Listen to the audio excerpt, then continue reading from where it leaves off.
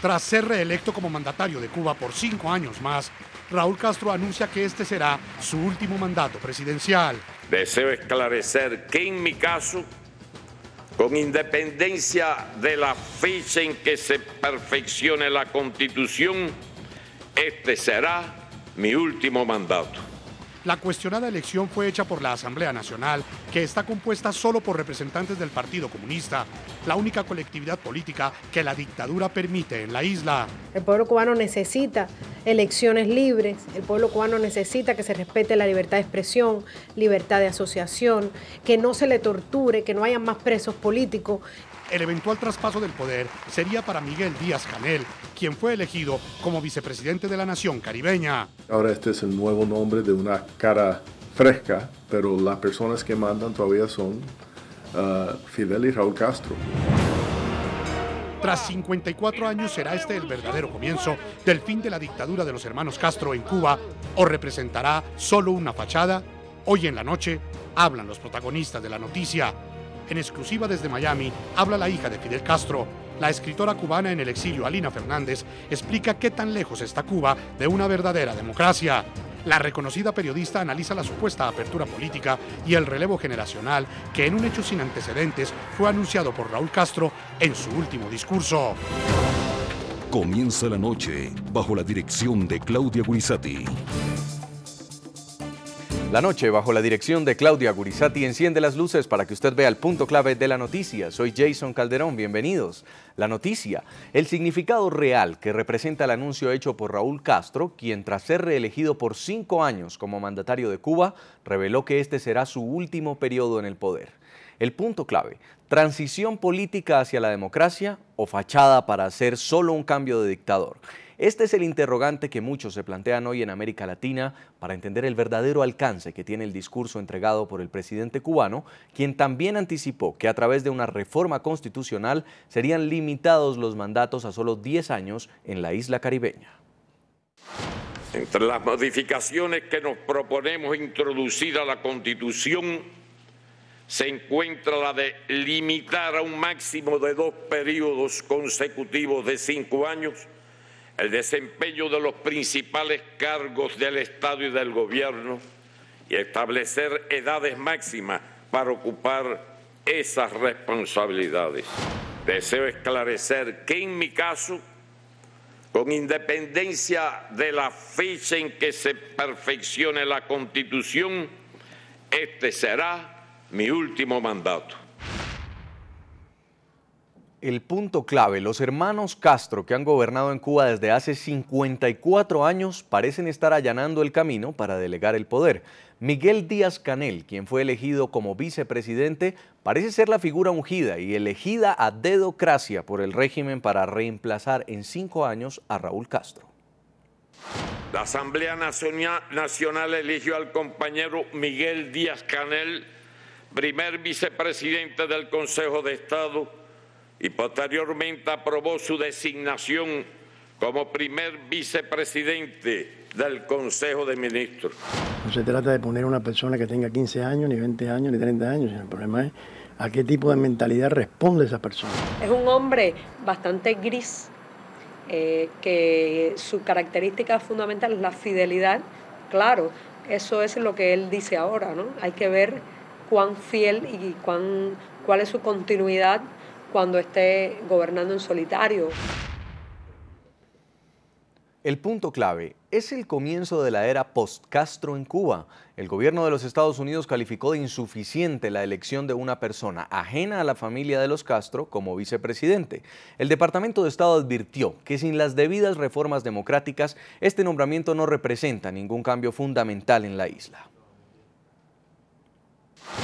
Patrick Ventrell, portavoz del Departamento de Estado de Estados Unidos. Mantenemos nuestra esperanza de que llegará el día en que el pueblo cubano obtendrá la democracia, cuando tengan la oportunidad de elegir libremente a sus propios líderes en un proceso democrático abierto y gocen de las libertades de expresión y asociación sin temor a represalias.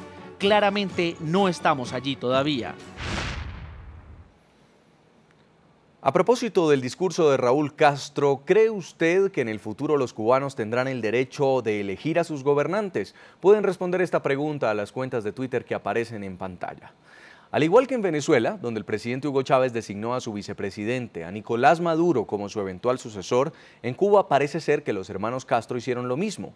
Asuntos que deberían ser decididos por los ciudadanos votando libremente en las urnas, fueron definidos por la única agrupación política que legalmente puede existir en Cuba, el Partido Comunista. En la mayoría de los países de América Latina existe la democracia, doctrina política que le permite al pueblo elegir a sus dirigentes. Pero en otros hay una nueva forma de designar a los dirigentes y esa es la dedocracia, palabra que es definida por la Real Academia de la Lengua como dedocracia, práctica de nombrar personas a dedo, abusando de autoridad. Y es precisamente en países donde la democracia ha sido la cenicienta, donde la dedocracia toma su lugar. Así sucedió el pasado 8 de diciembre cuando Hugo Chávez, presidente de Venezuela, tomando la Constitución de la República Bolivariana en sus manos, señaló a Nicolás Maduro como su sucesor. Ustedes elijan a Nicolás Maduro como presidente de la República Bolivariana de Venezuela. Raúl Castro hizo uso de esta misma práctica el pasado domingo, cuando fue ratificado como presidente reelecto ante la Asamblea Nacional. Frente a un parlamento compuesto exclusivamente por miembros del Partido Comunista, el dictador ungió a Miguel Díaz-Canel como el hombre con el segundo cargo más importante de Cuba y como el sucesor más probable del régimen castrista. En esta sesión, la Asamblea Nacional eligió al compañero Miguel Díaz-Canel, primer vicepresidente del Consejo de Estado. Raúl Castro anunció su retiro para el 2018, año en el que el poder iría a manos de Miguel Díaz-Canel, un ingeniero electrónico de 52 años que desde 1985 está inmerso en el mundo de la política. En 1987 trabajó con la Unión de Jóvenes Comunistas, pero fue hasta 2003 cuando su talante político fue puesto a prueba. Este año el gobierno lo designó como primer secretario de la provincia de Holguín y allí tuvo que tomar medidas para paliar una de las peores sequías que azotó a Cuba en los últimos años. Su carrera siguió en ascenso y en ese mismo año fue promovido por los Castro para ser parte de la máxima organización del Partido Comunista, el Buró Político. En el 2009 fue nombrado como ministro de Educación Superior, momento en que esta cartera estaba en descenso. Hoy en el mundo las cosas son tan complejas, los propios problemas que tenemos en el país son tan complejos que hay que manejarlos con interdisciplinariedad, integralmente y con alternativas. Pero fue en el 2012 cuando recibió el mayor espaldarazo otorgado por el régimen castrista. Díaz-Canel fue nombrado vicepresidente del Consejo de Ministros. Poco a poco este joven político ha cobrado protagonismo en la esfera nacional, encabezando actos como el de la despedida de los atletas cubanos a las Olimpiadas de Londres en el año 2012. La decisión de vencer y la convicción del honor de ser un atleta revolucionario cubano. O en el panorama internacional, cuando fue quien acompañó a Raúl Castro en la cumbre de la CELAC en enero de este año, o más aún, cuando en representación de Cuba dio un discurso durante la posesión simbólica de Hugo Chávez en Venezuela el 10 de enero. Un abrazo entrañable de todos los hermanos cubanos en esta hora histórica y trascendental para el porvenir de la patria del Libertador y para toda nuestra América. Miguel Díaz-Canel es entonces el señalado por el dedo de Castro para tomar las riendas del régimen comunista, o por el contrario, el llamado a liderar una transición de la dictadura más antigua del hemisferio occidental. Tanto simpatizantes como opositores al régimen observan con expectativa esta designación. En Miami, Florida, saludamos a esta hora a Lina Fernández. Ella es hija de Fidel Castro, periodista, escritora cubana en el exilio, radicada en los Estados Unidos desde 1993. Bienvenida al programa La Noche.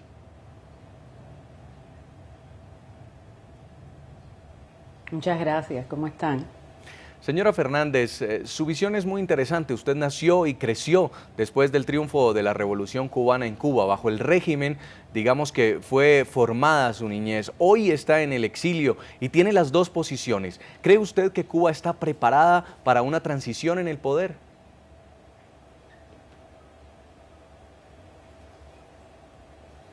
Desde luego que no.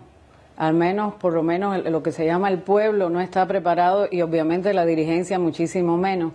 Hablan ustedes de dedocracia, pero en esa familia también se practica el nepotismo. Es una palabra mucho más vieja. Ahora, quisiera preguntarle sobre este anuncio de su tío, de Raúl Castro, de continuar solamente 5 años más en el poder y luego entregarlo a un sucesor. ¿Cómo entender? ¿Qué significado tiene este anuncio en medio de lo que está pasando hoy en Cuba?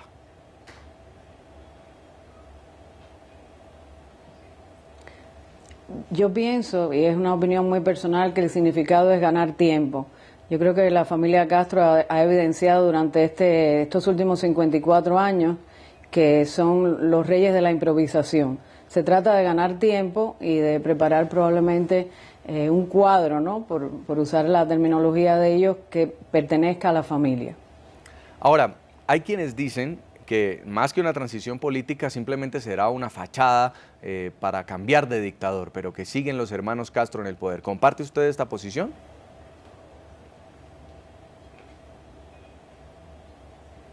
Yo creo que sí, es obvio, ¿no? Incluso los cambios a la Constitución van a limitar el tiempo de permanencia en puestos clave, pero no se incluyen los de primer ministro y secretario general del Partido Comunista de Cuba. O sea, ese discurso no fue hablando en primera persona.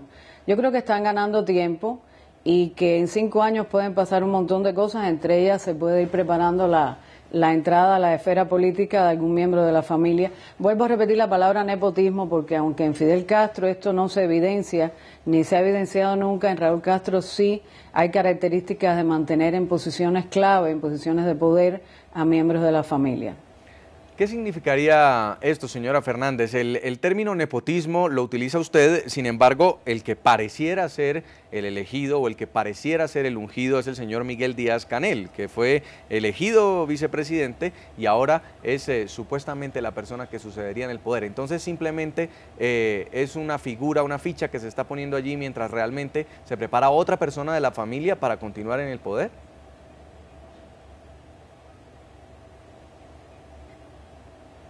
Yo pienso que sí. No creo que Díaz-Canel haya hecho méritos políticos suficientes como para ser el elegido sucesor. Han puesto una cara fresca, un poco más joven y bueno, que haya tenido y ha sido entrenado en estos papeles de la esfera internacional un par de veces.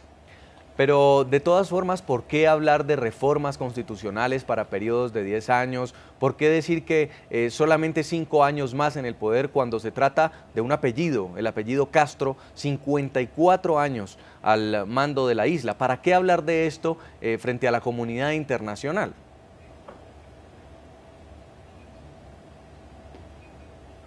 Porque aparte de ser los reyes de la improvisación, son los reyes de la retórica.